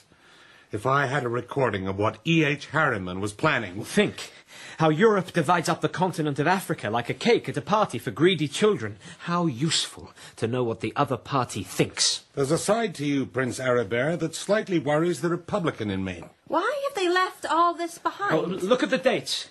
The most recent is 2 months ago. This is merely an archive. They've left it all behind because it doesn't matter. But it does matter. It means we know the secret of Thomas Jackson and Miss Spencer. Another thought, then. They've left it all behind, not because it doesn't matter, but because they're planning to destroy it. And us, too. We are sitting on a powder barrel, and the fuse is burning. Now who's lurid? Oh, get down now, on the floor. Do as I say. They're shooting at us. Nella, I think your thesis was right. Thank you. Shooting? But there are no gunshots. The whole street would be awake. New weapon. We're being shot at with a silenced air rifle of unusually high power, loaded with revolver bullets. I do not suppose this will come easily to either of you, but for the next few minutes, do exactly what I say. Windows, shutters, doors, anything else, Arabert? Cellar. We were rather too successful in opening the cellar door. I made a barrier against it. You really think they're going to come back after us? I do. Jackson and Miss Spencer, they're that dangerous? We have Eugen. We are beginning to unravel their plan. Yes, I see what you say. Upstairs, Mr. Raxall.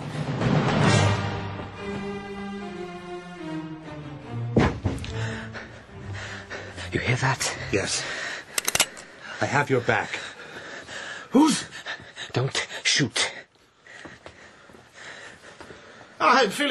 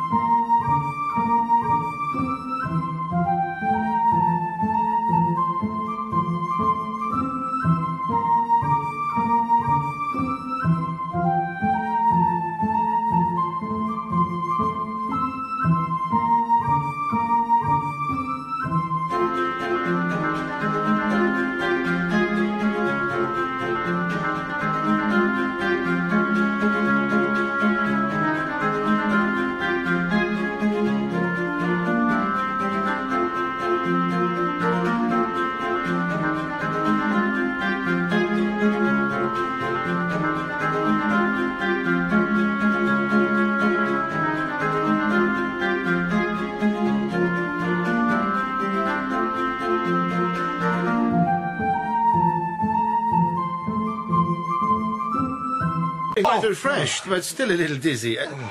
Please, why are you two gentlemen pointing guns at me?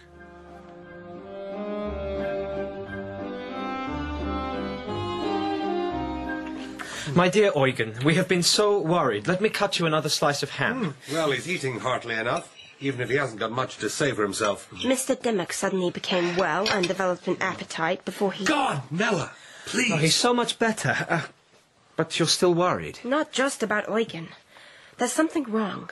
There is a deception at work here. A deception? We're acting as though the house is under siege, but in reality, we were exposed to 2 gunshots around an hour ago. We can't see anyone in the street. We've barricaded ourselves in, but against what? I think Thomas Jackson and Miss Spencer are concerned in some other affair and have merely stalled us. You think they've bluffed us? I'm sure of it.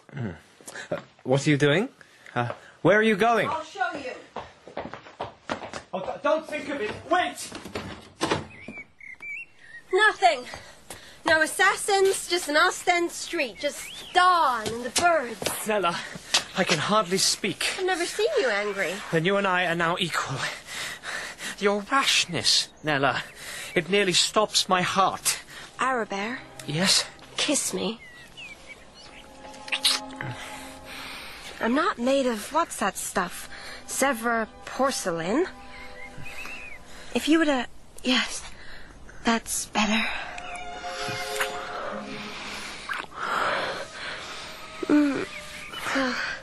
Let me just get my breath back. I'm glad we seem to have sorted something out between us. Miss Wraxall. Prince Arabelle. Go on. I must ask you... Hold on. Is that a cab? Good Lord.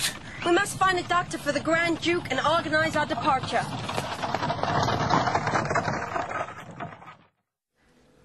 Amazing.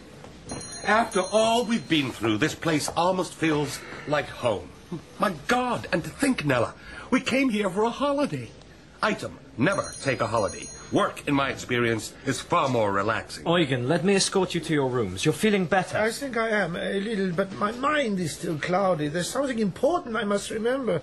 When Miss Wraxall stepped out of the house at dawn, it nearly came... You will be yourself again, cousin. We shall sort out the debt. I have asked for Mr. Sampson Levi. We shall arrange things. Your memory will get better. Your marriage will proceed and... Gentlemen, Miss Wraxall, Mr. Wraxall, you should know that... What is it, Miss Ferguson? It's quite unexpected. No one told me. Oh, thank goodness you're here. We've had a telegram. The Emperor is due here by the end of the day. The Emperor? Miss Ferguson, is Mr. Babylon still here? I think he's departed for Switzerland. For the Emperor to come in person, and I knew nothing of it. What is happening? The Emperor keeps nothing from you, Aribert. The cause is something recent in that case. So recent that because you were on your way to meet Eugen, you didn't learn of it. You see, there are 2 series of events here, intersecting. The first is the kidnapping of Grand Duke Eugen to prevent his marriage. The second is to do with the Emperor. When Nella went out of the house, it reminded you of something, Eugen. Something you thought was important. There's a fuzziness in my head. Think, man, think. Take your time, Eugen. Think back to this morning. I unbolted the front door. Huh? Arabelle called after me. I pushed the door open. I stepped outside. It was dawn. Dawn, yes.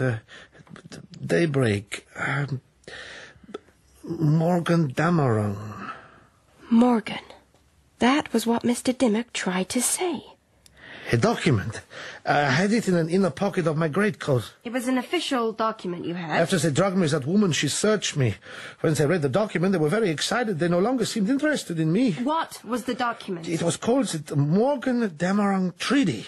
You see, Aribert, the Emperor sent Mr. Dimmock to brief you about it. But Mr. Dimmock had already been suborned by Jackson and Miss Spencer in their attempt to forestall your marriage. Oh, I'm useless, fit for nothing. Why is the treaty so important? Oh, God, I have made a mess of everything, haven't I? It's easy for you. You're strong. Strong people don't know what it's like, to my thought. The Treaty of Dawn. A new arrangement conceived by the Emperor to stabilize Middle Europe. 3 European rulers due to meet at the Grand Babylon Hotel to meet and ratify the treaty in conditions of the highest secrecy. Secrecy? What a joke I made of that. Nella, please see who it is. Eugen, you must find the strength to deal with Mr. Levi. You must secure your loan, or Jackson and Miss Spencer will have succeeded and ruined all hopes of your marriage. Mr. Sampson Levi. Mr. Levi, good day to you. Good day, Grand Duke. Good day, Prince. I hope I haven't got my royal titles in a muddle. Not at all. Will you take a seat? Thank you.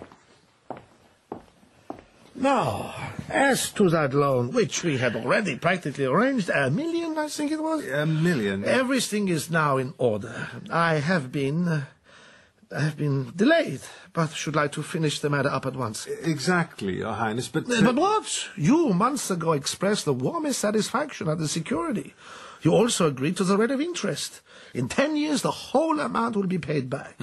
I believe I inform you that the fortune of Princess Anna, who is about to accept my hand, will ultimately amount to something like 50 millions of marks, which is over £2 million in your English money. True, but it's like this.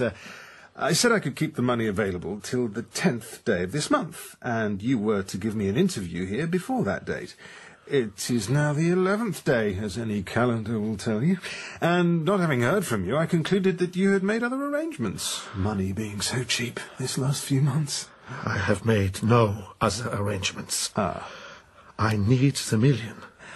If you will be so good as to pay it to my London bankers... Well, I'm very sorry, but my syndicate has now lent the money elsewhere, as in South America.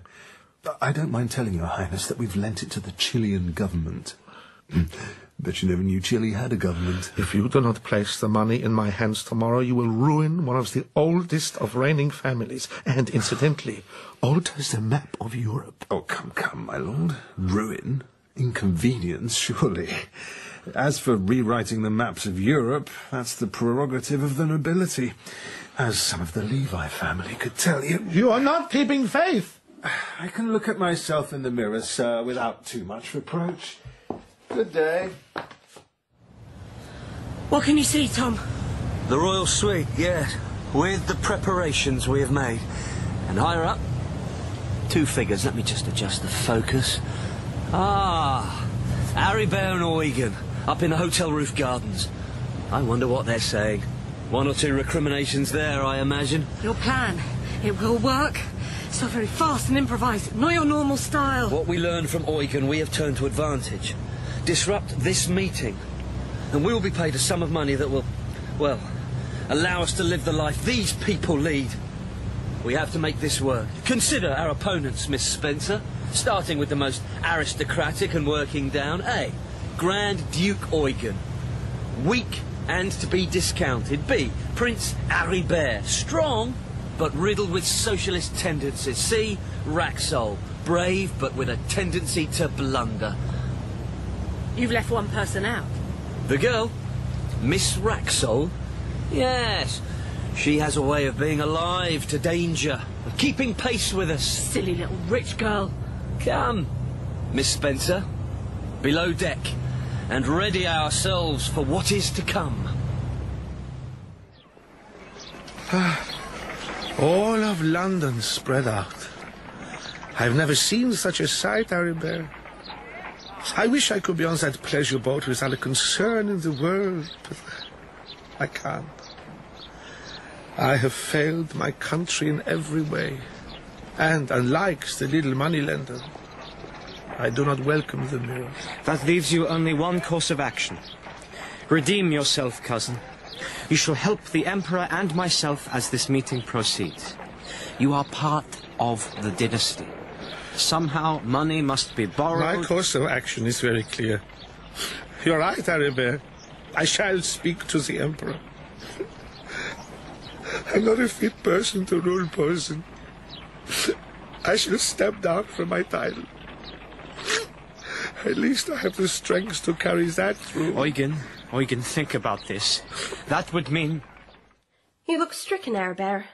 So, what would it mean if Eugen stood down as ruler of Posen? Why would it matter? It would mean that I should become ruler. I could think of worse things than being the Princess of Posen, though I haven't, of course, been formally asked. Nella, our law does not permit of a morganatic marriage. What sort of marriage? An unequal marriage between a man of the upper nobility and a woman who is, as we would say in my country, forgive me, the daughter of a burgher, a common citizen. Your country, as we would say in my country, is in need of modernization. I do not disagree. But there must be a way that I could probably persuade the Emperor to grant me a waiver. But German law would still prevail. If we had children, They would have no status and be unable even to inherit from me, and you would have no status. I'm American. I'm a Raxol. I don't need status. Bravely spoken, Nella, but in ballrooms and drawing rooms across Europe, to see you at my side, but as the woman without a title, I don't think either of us could bear that. But I cannot renounce my duty to Posen. God, I wish with all my heart I'd been born without a drop of nobility in my blood. Oh, Arabelle. I'll talk to Papa. He's figured his way out of all kinds of tough situations. I look forward to explaining to him that he's a burgher. Now, we must get ready for the arrival of the Emperor. Suite 111? Sealed, but Thomas Jackson would never take that route again. I wouldn't care to double-gas Thomas Jackson. The Thames Embankment. Evening. A hot night. Item. Shrill whistles from the doorkeepers, gold braided, as the hansoms drive up. A private carriage drawn by a self-conscious horse. Horse looks more dignified than the owner. Item. A large, dapper man examining with close interest a cigar. Hey, wait a minute. Theodore. Felix! I thought you departed for Switzerland. Oh, my goodness, Freund. Have one of these. A man is incomplete without a cigar, no? I nearly did return to Switzerland, but I found my attachment to this hotel stronger than I supposed. And then, earlier today, I saw, would you believe this? Jules. Funnily enough, I would. Standing just here before he strode off. His hair was dyed a different color, his clothes shabby, but the tilt of his head, unmistakable. That damn nose in the air. But here, surely, we are above the cellars of the hotel. Look, a ventilation grill. Loose. We stood underneath it 2 days ago. Look down, Felix. Just as Jules and Miss Spencer had a private entrance to the royal suite, so they had one to the hotel itself. What are you staring at? The Romane Conti, the 1880 vintage. The wine the Emperor and the rest of his clan always drinks. It would be easy enough to tamper with the wine. You think perhaps our conspirators have poisoned the imperial wine?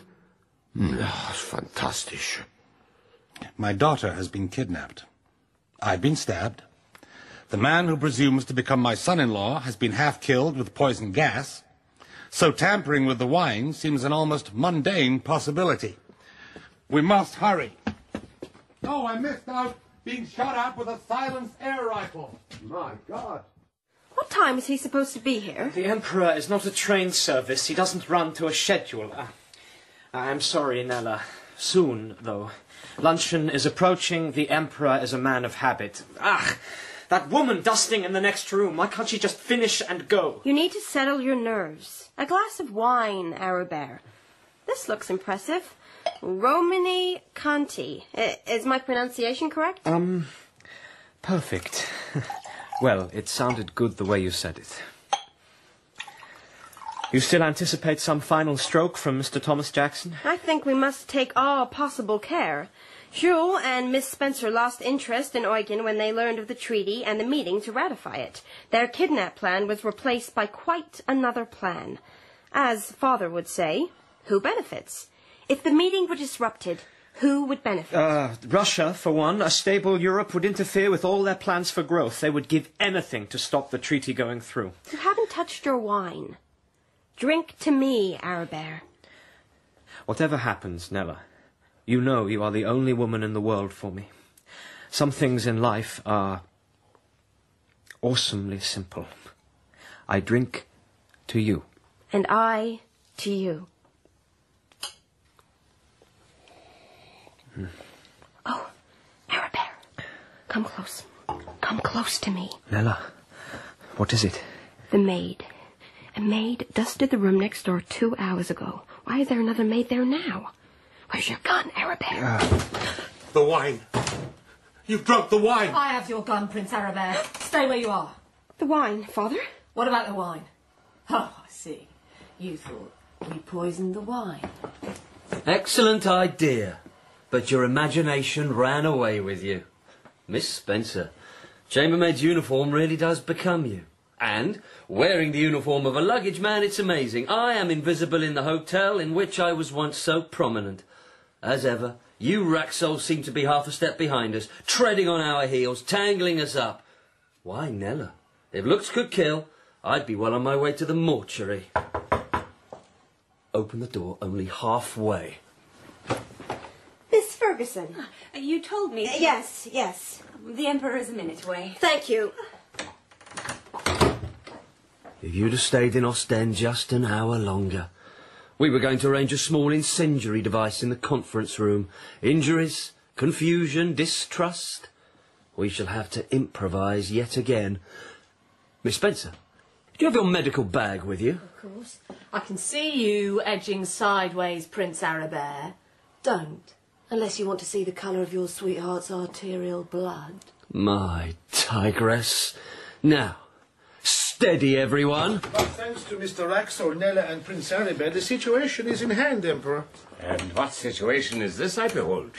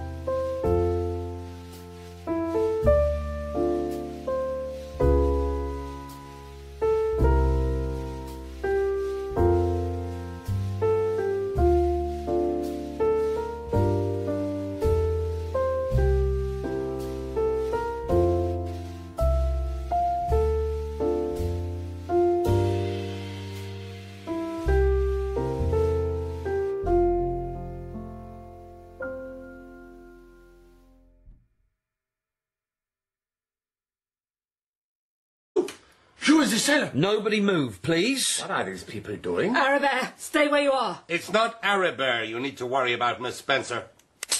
Put it down, Raxol, or I'll shoot her. Don't listen to her, Papa. Are you going to kill us all? I don't think so. Miss Spencer, keep the gun on Nella. Move backwards to me. He's bluffing. It's a standoff. No one can win here. Move back to me. To the balcony. I could take them both. Raxol, then the Emperor. No meeting, no treaty. It's too much risk. There's always another day. Backwards, through the French window. Don't worry. I've got you. Does that woman mean me? I would have preferred a more traditional assassination. But to be shot by a parlourmaid... 2 steps more. Steadily does it. We're nearly there. Don't think about it, Miss Spencer. What are you staring at, Tom? Will you take your eyes off her? Tom's a little infatuated. Damn you, Thomas Jackson. Damn all of you to hell. Let's do what we came. Emperor!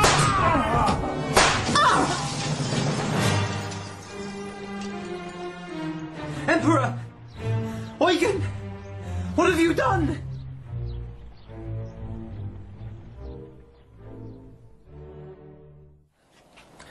Thomas Jackson.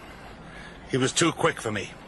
He scaled down the front of the building. There was a rope in place and a launch waiting. Damn it, he's escaped. Not necessarily. You can describe the launch? Mm-hmm. Good. And Miss Spencer? I winged her. She staggered and fell. Down to the basement area. The angle of her neck, oh dear. But out of sight of the customers. That at least has turned out well. And the Emperor and Eugen, I can hardly believe what happened. You said something about the launch, Felix. Yeah, there is a chance. I have connections at the custom. It must be done with discretion. No police, no officialdom. I want Jackson for myself. Naturally, of course.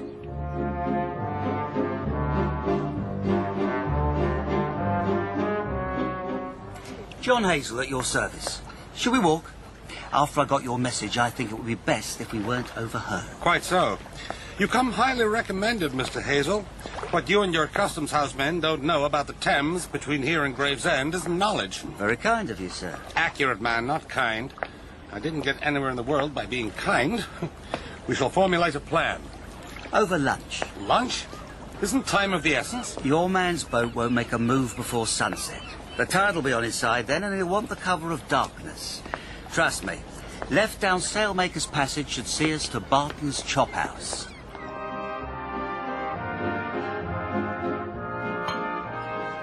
Thank you, Mr. Raxel. For a lunch that we're not actually having together, I must say it's very good. Not actually.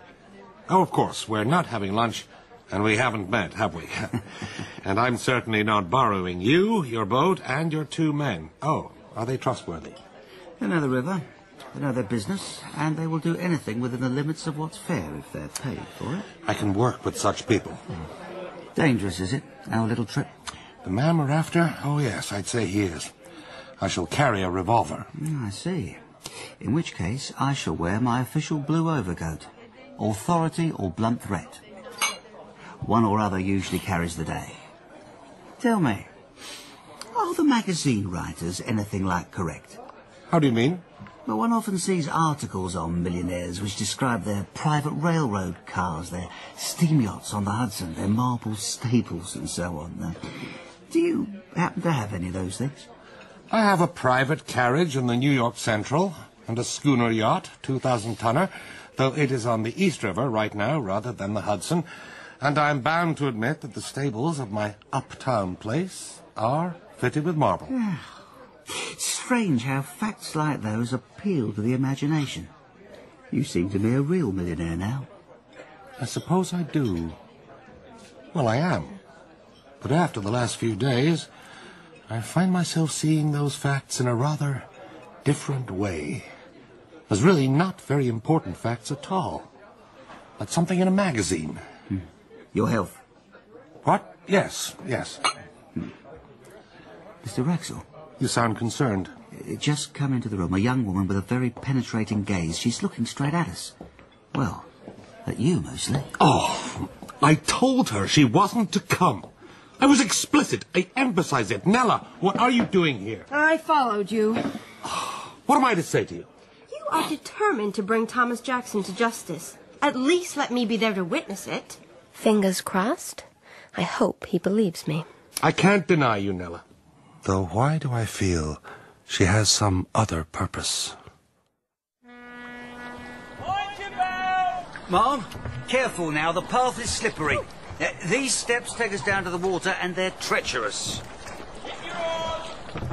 Here are, lads. See, the wherry coming at us? Or maybe you don't see. Painted black she is, so that us officers of the customs can go about our business all the more clandestinely. Evening, lads. Evening. Lads, Mr. Tompkins, see Mr. Wraxall and Miss Wraxall steadily onto the vessel now. That's it, miss. Nicely done. Now, sir? He's not a sack of flour, Tompkins, nor a contraband barrel. He's a gentleman. Mr. Hazel exaggerates. Cast off, lads. You comfortable, miss? Yes, thank you. Now, just stay still and quiet, Nella. Wait for your moment. Mr. Wraxall, can you give us any more idea of what we're looking for? As near as I could judge, the boat is about 40 feet long. Got any markings, did she? I didn't register any markings. Grey in colour? Right you are.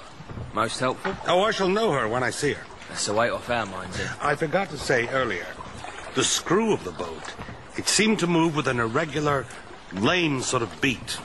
That was my impression. I don't know if it's helpful. Why didn't you say? That's Jack Everett's launch, that is.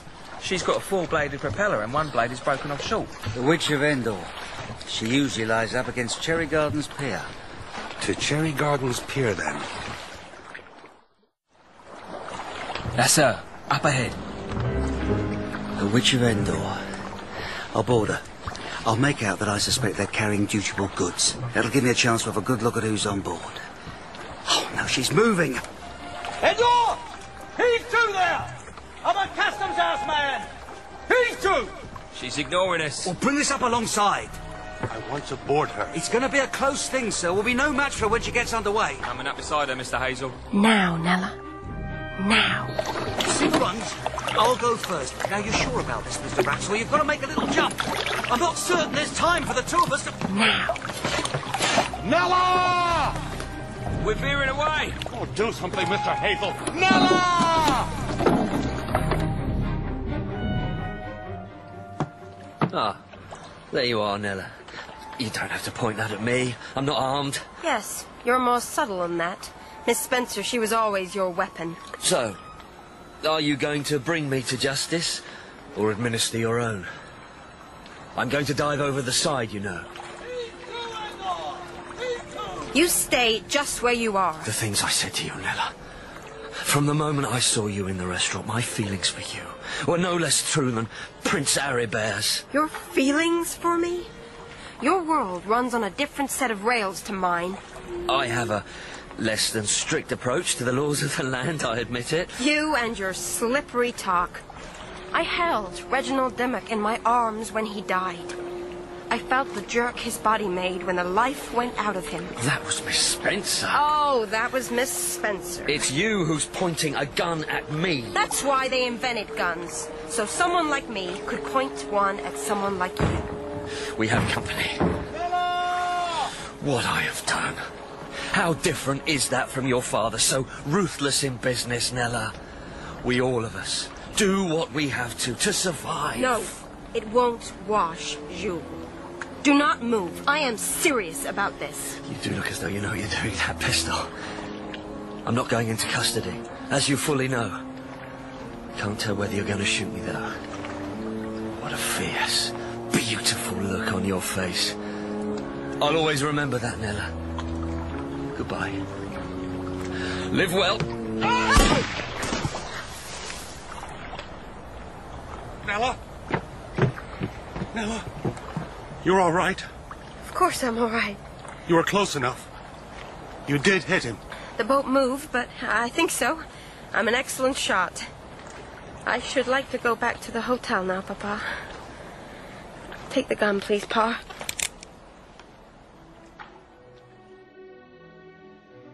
So, Miss Wraxall, as I understand, there was first a plot against Eugen, then one against me, and the two were intertwined? Yeah.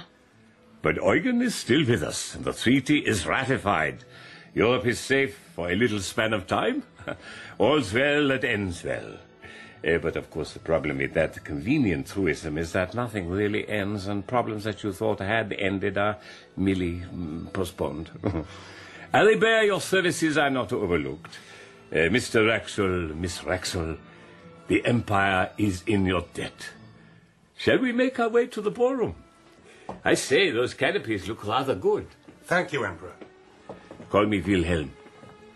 Now, Eugen, as for you, you have enriched the casinos of Europe and delighted the bartenders of 100 hotels. Emperor, I am changed. You are, indeed. I was teasing you. You, Eugen, pushed me aside to step in front of me to receive the bullet aimed at my heart.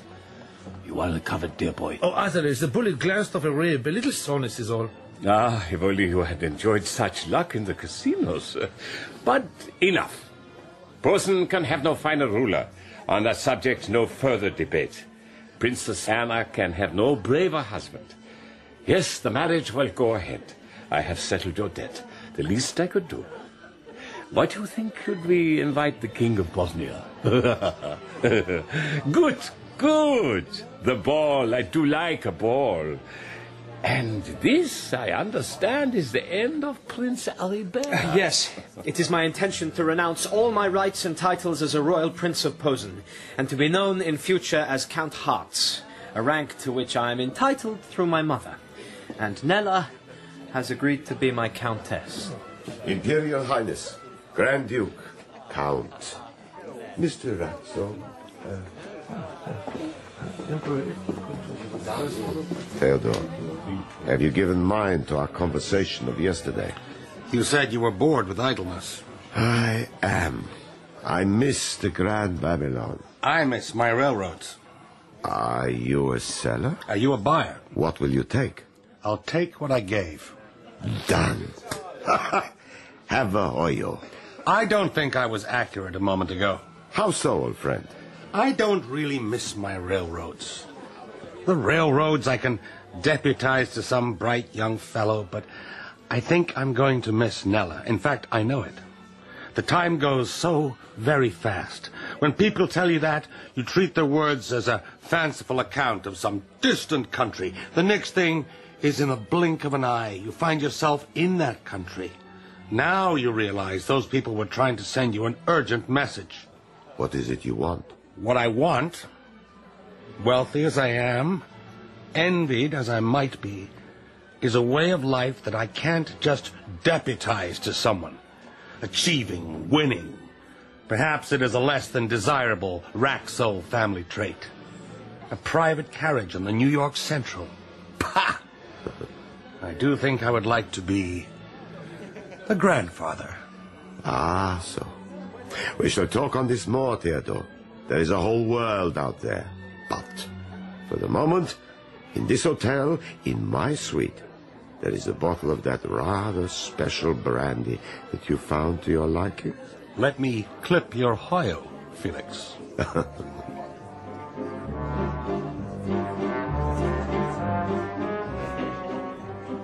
I see a question in your eyes, Nella. When we are married, I had hoped to begin our honeymoon in the Grand Babylon Hotel. If that is what you would like. I had hoped, well, would it be proper for us to go in through the east entrance? The royal entrance? What am I going to do with you, Nella? Yes, as Count and Countess, it will be quite proper for us, and for our children. Though I hope their children will know better and put aside such fripperies. Oh, shh, Arabert. Take me in your arms and dance.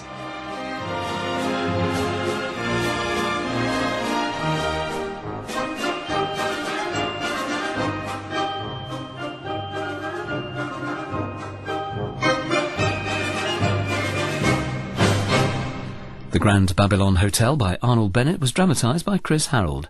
Theodore was played by John Sessions, Nella by Matty Houghton, Aribert, Joe Klosker, Jules, Richard Katz, Miss Spencer, Fenella Woolgar, Felix Babylon, Stephen Greif, The Prince, Stephen Critchlow, Reginald Dimmock, Gunnar Cawthorey, Hazel, Jonathan Taffler, Miss Ferguson, Jill Cardo, Tompkins, Inam Mirza, Emperor, Malcolm Tierney, and Samson, Levi, Chris Pavlo.